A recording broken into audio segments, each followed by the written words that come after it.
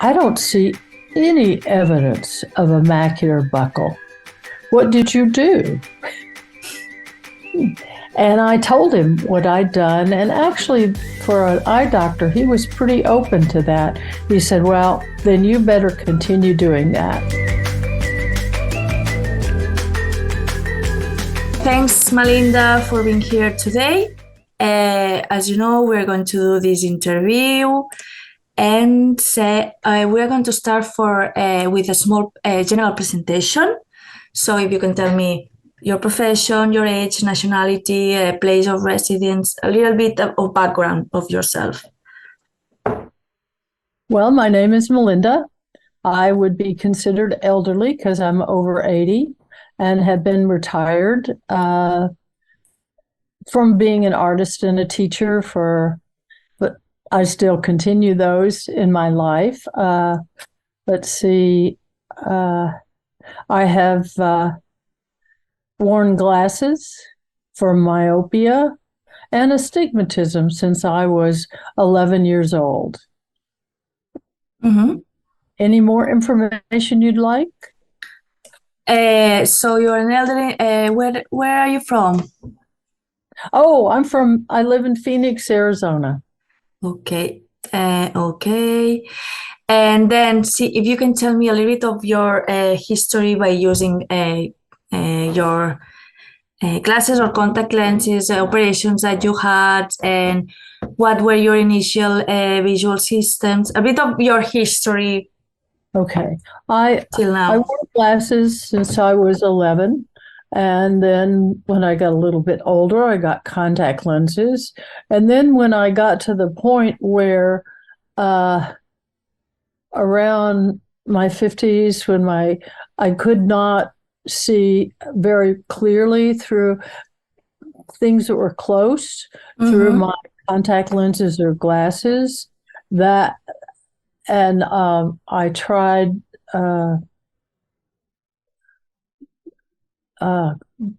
glasses that had transition lenses in them. It just didn't work with my brain, and that's when I started looking for another approach. And I found a book that was based on the Bates method, and I called the author. And I started working on my vision, and he was very helpful. My vision was about 2300. And so in a year after palming, sunning, all the other parts of it, it came down to about 2070. And so I was 20, and I wasn't unhappy with that. My close vision was good, and my far vision, I wore glasses to drive and to movies, so I thought, well, that's fine. So about a year ago, it was April, let's see, I hadn't been going to an eye doctor in a long time. So it was a year ago in April. That would be 2022. I went to see an eye doctor, and he told me I had what's called a macular buckle. And it's very scary because it means that the macula could pull away from the back of your eye and you could be blind. I really wasn't surprised because I'd had several episodes of it felt like twinkling and reflections of water, and also I could feel felt my eyes were different, and I knew enough about the Bates method to come home and palm until it went away. So it wasn't surprising when he told me that I had this scary problem, and he sent me to another eye doctor who specializes in this sort of thing. And they conferred, and they basically said the operation is too dangerous we really don't want you to try it. And he was open to my palming and sunning. I hadn't been doing it very much. Uh-huh. Then I saw the opportunity to take the ClearSight Method class in the fall. And I did. I did that, and I really applied what Dr. Anoa told me to do, and I kept good records. I went to the meetings that she had. They were very encouraging. And so I ended up going back to my doctor in January, and he looked at my eyes and he said, I don't see any evidence of a macular buckle. What did you do? And I told him what I'd done. And actually, for an eye doctor, he was pretty open to that. He said, well, then you better continue doing that. So that's why I wanted to write and explain how much I appreciated the ClearSight method, because it wasn't that I didn't know these good things. It's just that you really kind of need somebody to encourage you and to put you on a program. At least that's for me. So that's why I wanted to show my appreciation, because there was somebody there, Dr. Noah, and her group that kept me focused. And so I'm very grateful now that I don't have that scary thing of being blind hanging on my head. Are you still using glasses during your daily tasks, or just sometimes? Yeah, I use glasses sometimes to watch TV and to drive, but other than that, no. My close vision is still pretty good. And as I've read up, my far vision is about 20/70, which is the vision of a dog has. Mm-hmm. So I'm happy with that. I suppose if I really applied myself a little bit more, it might go down. But considering, and my doctor said, my current doctor said, for my age, I have the best vision of any patient in his practice. That's amazing. It was. He was amazed. But he's not going to change from doing his eye operations. Oh, we know that. And then, will you tell me what other transformations has natural vision brought to your life? Well, could you tell?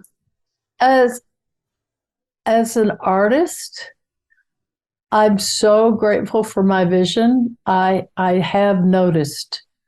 I did notice as a result of the class, because Dr. Noah had us focus on colors and shapes. Mm-hmm. And my regular doctor gave me a prescription of walking my dog at least 30 to 40 minutes a day. Okay, that's interesting. And so I applied Dr. Noah's ideas when I was going through my walk. And one day I just focus on the greens. Is it blue green? Is it yellow green? Is it bright green? And some days I'd go, okay, this is a red day. I'll look for red flowers. Mm-hmm. And so I think it's made me more appreciative and aware of the world around me. So that adds to the joy in my life. Very good. Okay, and so what have been your favorite parts of the course and your environment? Favorite parts of the course? Well, I really enjoyed her calls when she talked to all kinds of people that had vision problems. And it was very encouraging to me to see the ones that had been successful. And I also liked the fact that Dr. Onoa explained that success comes in small ways, and not to expect oh my goodness, but to look for the small progress that you're making and make a record of it and be grateful for it. And so that I loved it. I loved having her interview the other ladies and gentlemen and their situations. That to me was just very encouraging. And then the part on how your personality applies to your vision, that section, it made me look into myself and go, how does my vision affect my personality? And it made me really think about one, I enjoy it because of my art, but I also started really being observant about people's faces when I talk to them, and I realized before I had not been that observant. So it applies personality with the eye symptoms. Yes. We've talked about it. Yeah. And as a nearsighted person, I am much more comfortable with books and things up close than I am being with groups of people. And I found that I improved in that area too, in being with people and enjoying other people more. Yes. It's an eye-opening thing, isn't it? Yes. It makes you leave your comfort zone. Yes. But actually, being surprised at how successful I was when I stepped out of my comfort zone. Mm-hmm. And that surprised me. Mm-hmm. It happened to me too. Yeah. And I found I liked people a lot more than I thought I liked people. That makes any sense. It does. No, I think the word is I felt more comfortable being with people than I thought that I would. So that was a help too. Mm-hmm. Very good. And what practices have helped you the most from the course, from the program that you applied? I do like sunning, mm-hmm. and I do like palming, and on my walks, I can make my dog stop for a minute while I sun. Just for a minute or two, so I can intersperse it into, because that was the other challenge, is how do I fit all these practices in, blinking. And I got to the point when I'd go for walks early in the morning, I could look at the sun and blink and twirl my head. And my eyes loved it. Believe it or not, my eyes felt very comfortable. But it took a while to build up to that. And I learned to turn on something that, like a book or information, on my iPhone and listen to it, palm and visualize. Okay. So, and that was information that I needed to learn anyway. So, I mean, it's the problem I find is integrating these practices into your life. So, it doesn't take a huge amount of time. Mm-hmm. What little tips would you recommend? So how did you do it? So while you were walking your dog? Yes, I did. I'd stop a minute. Of course, my dog is very interested in who's been there before. Okay. So he's sniffing around, and I can stand there for about a minute while she's enjoying her sniffing around. And I don't pull her away from her enjoyment, and I'm sunning. And also, as I say, I look for things that I would read. I'm a person who enjoys the Bible, so Mm-hmm. I turn my iPhone on to reading maybe Psalms or something like that, and palm and visualize. I enjoy doing that. And when I go to my, I would say, religious meeting, they often have the music from that we are singing. They have the words up there. And so what I do is I have my book with the words, so I can look back and forth, so I can look far and near and far and near. So I try to find places in my life where exercising my eyes in that way is just part of my daily routine. That's fantastic, Malinda. It's actually great. Isn't that the challenge? It is actually to fit everything in it. Because they say, well, you're supposed to put this in your life, and you go, well, wait a minute, I don't have an hour every day. So I guess so I was just trying to figure out ways that, but there's some things like, when you go close to far, you just have to stop and take your thumb and bring it back and forth. Mm-hmm.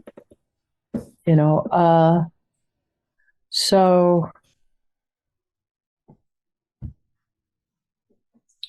yeah, I think that is we're all busy, and Americans are just awful about it. We all lead busy lives, Mm-hmm. and think that what we do is important. So what would you say to a person that is hesitating to take the course because has money issues, for example? Well, I remember that my initial cost was about $500. Mm-hmm. But when you start going in and you're buying glasses, Mm-hmm.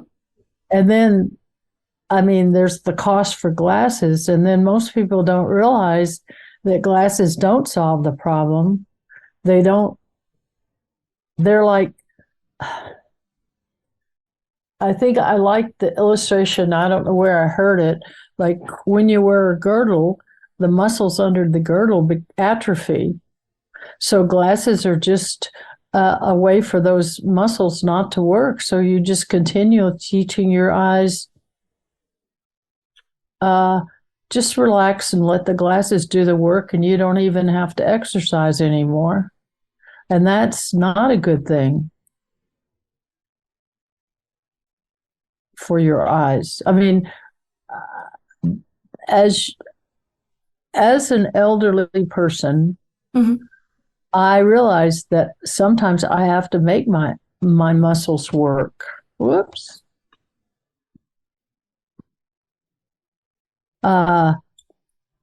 Even when I don't want to, because your muscles have to continue working, or you're just going to be sitting in a chair.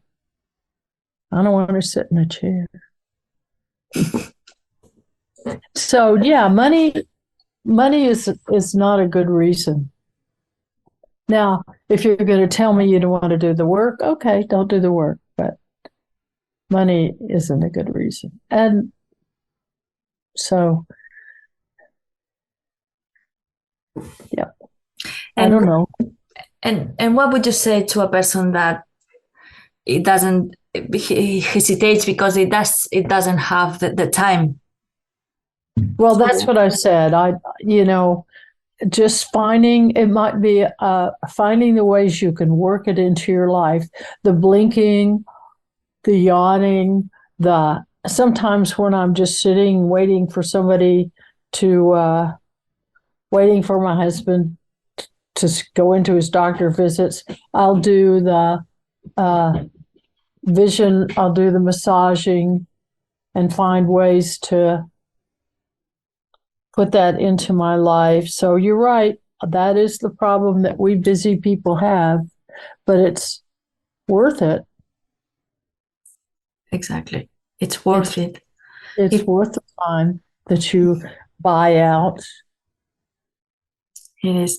And Malinda, right now, so you don't have any issues with your macula anymore?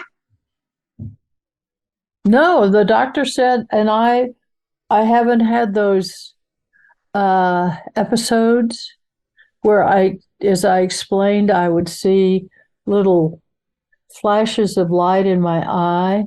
Mm-hmm. I haven't had those. I haven't had them since that January. I mean, since the class. Okay. Did you get any surgery? Pardon me? Did you get any surgery? No. No, you didn't. No. Vale. Okay. Absolutely not. Okay. I don't want them to touch my eyes. Thank you.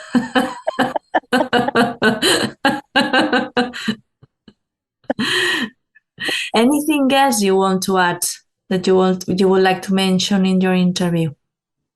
Well, I just wanted, I guess I was just very appreciative of the information and the encouraging way it was presented. Because I was scared when I went to my doctor, and then he sent me to a specialist who specializes in the macula, and they took all these inner pictures of my eye, and yeah, it was scary. Can you imagine? So I appreciate the ability to see. To get back again your eyesight, and Yes. to be able to see without the fear. Yes, very, very much. That was scary. Can you imagine? I had never been face to face with. Vision is an important part of my life. Mm-hmm. And I would be very, very sad not to have good vision available.